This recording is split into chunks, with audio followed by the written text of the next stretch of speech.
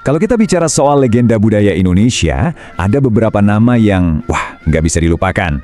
Hari ini, kita akan kupas tuntas kisah salah satunya, Ki Mantep Sudarsono, seorang maestro yang betul-betul mengubah wajah wayang kulit untuk selamanya. Nah, ini dia pertanyaan utamanya. Kok bisa sih seorang dalang tradisional yang notabene seniman terhormat malah dapat julukan setan?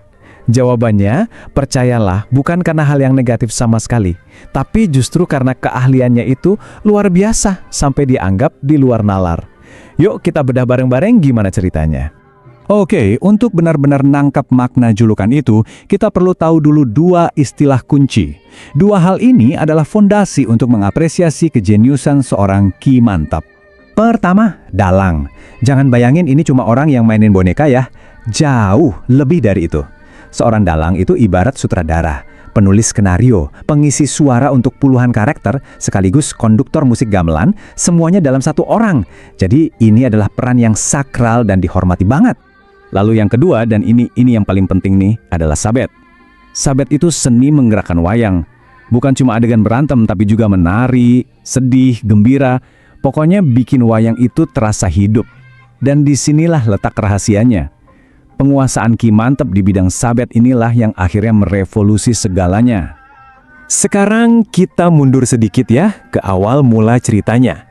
Ki Mantep ini nggak muncul tiba-tiba. Dia lahir dan besar di tengah tradisi yang sangat kental.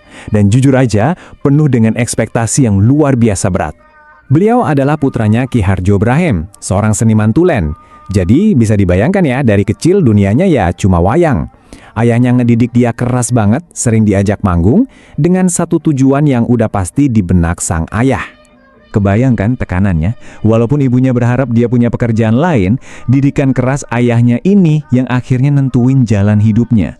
Dia harus jadi penerus, dia harus jadi cerminan ayahnya.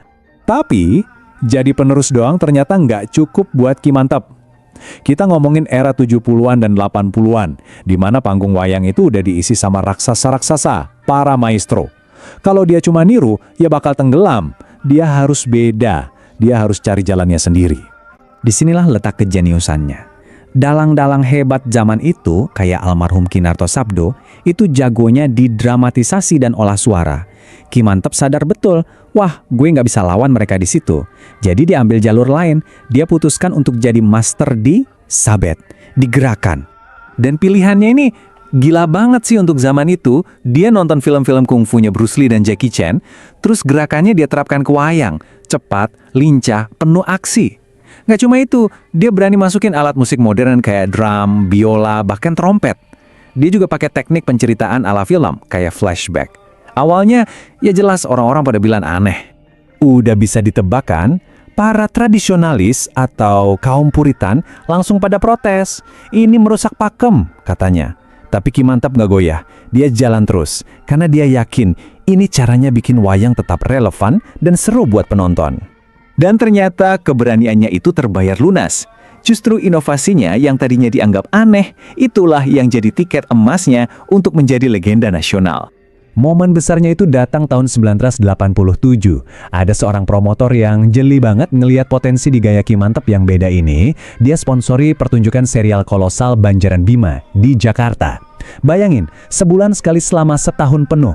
Pertunjukan itu meledak, jadi sensasi nasional, dan nama Ki Mantep langsung roket. Sejak saat itu, penghargaan datang terus-terusan. Mulai dari penghargaan tertinggi dari pemerintah Indonesia sampai penghargaan internasional yang super bergengsi. Semuanya seakan-akan bilang, ya, orang ini memang luar biasa. Tapi dari semua pencapaiannya, mungkin ini yang paling bikin geleng-geleng kepala. Tahun 2004, beliau mendalang non-stop selama 24 jam 28 menit. Gila kan? Ini bukan lagi soal seni, tapi soal stamina fisik dan mental yang kayaknya nggak manusiawi. Dan yang lebih hebatnya lagi, begitu selesai diperiksa dokter, kondisinya prima. Nah, pantas kan dijuluki dalang setan? Tapi, Ki Mantep itu lebih dari sekedar penampil yang hebat di atas panggung. Warisannya jauh melampaui itu. Dia nggak cuma mikirin karirnya sendiri, tapi juga nasib wayang di masa depan. Jadi warisannya itu berdiri di atas 3 pilar utama. Pertama, dia sang inovator yang bikin wayang nggak kaku dan tetap asyik buat generasi baru. Kedua, dia sang maestro yang standarnya susah banget buat disaingi. Dan yang ketiga, ini yang paling mulia, dia adalah sang guru. Dia bangun sekolah dalang gratis Sanggar Bima supaya ilmunya nggak berhenti di dia aja. Makanya, waktu beliau wafat tahun 2021, rasanya seluruh Indonesia berduka. Ungkapan ini, selamat jalan dalang setan, jasa dan pengabdianmu akan abadi, itu benar-benar mewakili perasaan semua orang. Julukan setan yang tadinya mungkin kontroversial, sekarang malah jadi gelar kehormatan tertinggi. Kisah hidup Ki Mantap Sudarsono ini ninggalin kita satu pertanyaan besar yang relevan buat kita semua.